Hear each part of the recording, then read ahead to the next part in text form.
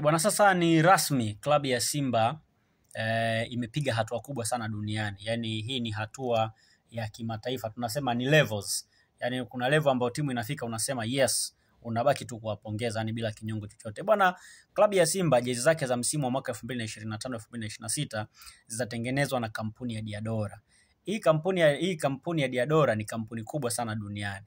Ukumbuke Simba walitangaza mdhamini wao ambaye atakuwa ni Jayrut ile kampuni, lakini ile kampuni iliahidi kwamba itashirikiana na kampuni nyingine kuzalisha jezi za Simba. Na tayari wametangaza kwamba watashirikiana na kampuni ya Diadora, na hii ni kampuni kubwa sana duniani. Ni kampuni ambayo makao yake makuu yapo pale kwenye mji wa Veneto pale Italy, ndo makao yake makuu ya hii kampuni, lakini ni kampuni ambayo ilianza miaka ya zamani sana, miaka hiyo ya 1980 na kitu, bado ni kampuni ambayo ilikuwa inafanya kazi. Manake ni kampuni ambayo ina experience kubwa sana kwenye swala la uzalishaji wa vifaa vya michezo, lakini pia ni kampuni ambayo imezalisha vifaa vya michezo kwenye vilabu vikubwa duniani.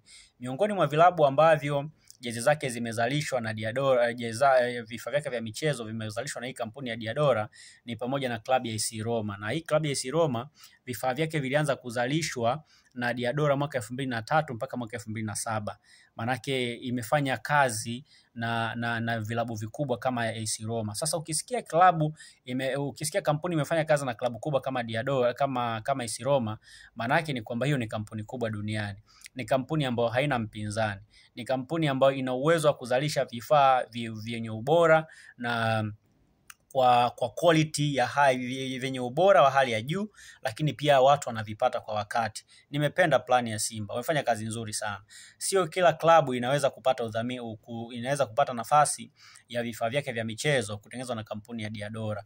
Yaani ukitazama kwenye ukanda huu wa Afrika Mashariki na Kati, hakuna klabu ambayo imewahi kupata udhamini au imewahi kupata nafasi ya vifaa vyake vya michezo kutengenezwa na kampuni kubwa kama hii. Manake ni mara ya kwanza kwa klabu ya Simba kupata kampuni kubwa ambayo inazalisha vifaa vyake vya michezo. Sasa hapa ni mashabiki wenyewe wa Simba labda waiangushe hii kampuni, lakini ni kampuni kubwa sana duniani.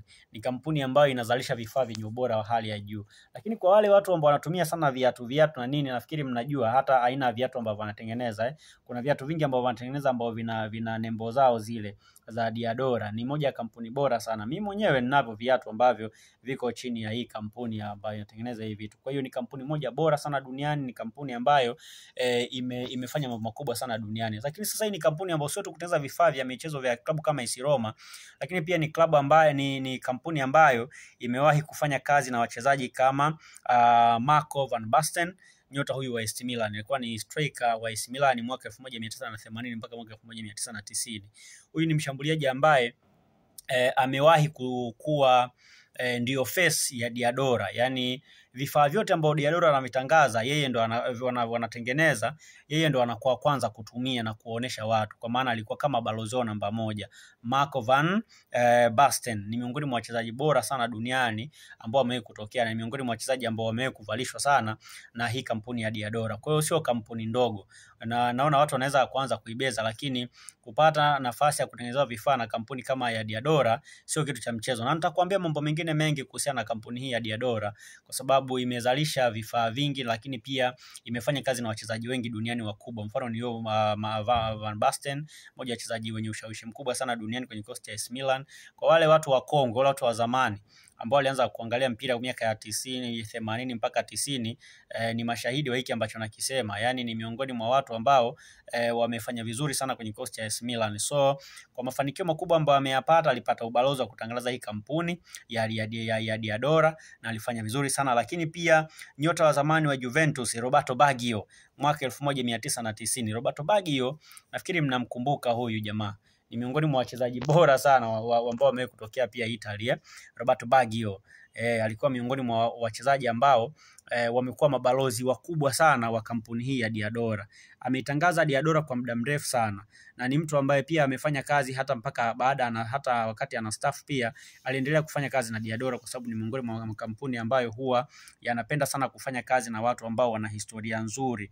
Lakini pia kitu kingine ni kama hapo nikueleza, wanatengeneza vifaa maeneo mengi duniani, yani kila sehemu ya dunia vifaa vyao vinatembea. Kwa mfano kwenye bara la Asia kule China huko Thailand wapi, ni sehemu ambayo bidhaa zao nyingi huwa zinatembezwa kule na wanauza na wanafanya biashara kubwa sana. Maanake klabu ya Simba imepiga hatua kubwa mno. Yani sio rahisi kupata nafasi kama hii.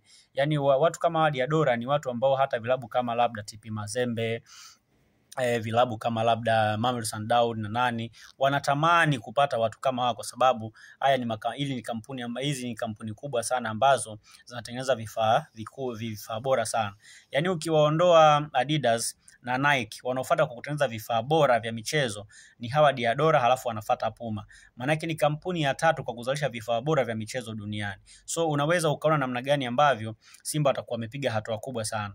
Hii Simba ni klabu ya 3 ya 4 kwa ubora barani Afrika. Sasa kama Simba ni klabu ya 4 kwa ubora barani Afrika, haipaswi kutengenezewa vifaa vyako na kavyao na kampuni ya kuungaunga. Maanake inabidi watafute kampuni bora ambayo ina uwezo wa kutazalisha vifaa vyao kwa level ya juu, na ndio kitu ambacho amekifanya. Ameenda kutafuta mdhamini ambaye ni wa hadhi ya nyota 5. Yes, ni wa hadhi ya nyota 5. Kwa hiyo hii ni kampuni kubwa sana, ni kampuni kubwa sana duniani. Nadhani kwa wale mashabiki wa Simba mtakuwa sasa mmeanza sasa kupata kile kimuhemuhe cha kusubiri jezi, kwamba jezi zitakuja lini. Na of course kwenye miaka 3-4 ya Simba, kuanzia kwa Vunja Bei na Sunderland, jezi za Simba zimekuwa zikichelewa yani zinatengenezwa lakini zinachelewa kuwakuta mashabiki. Lakini huwezi kuona vitu kama hivi kwenye kampuni kama hii ya Diadora. Yani hawa mkiingia nao makubaliano ya kusambaza vifaa vya jezi, vifaa vyenu vya michezo, yani ni chap vifaa vyenu vinawakuta na maisha yanakwenda vizuri. Imagine leo Simba wanavaa jezi ambazo zimetengenezwa na kampuni ambayo imetengeneza vifaa vya AS Roma, imewavalisha wachezaji kama kina Roberto Baggio, kina Mark van Basten. Ni watu wakubwa sana duniani, ni watu wenye ushawishi mkubwa sana.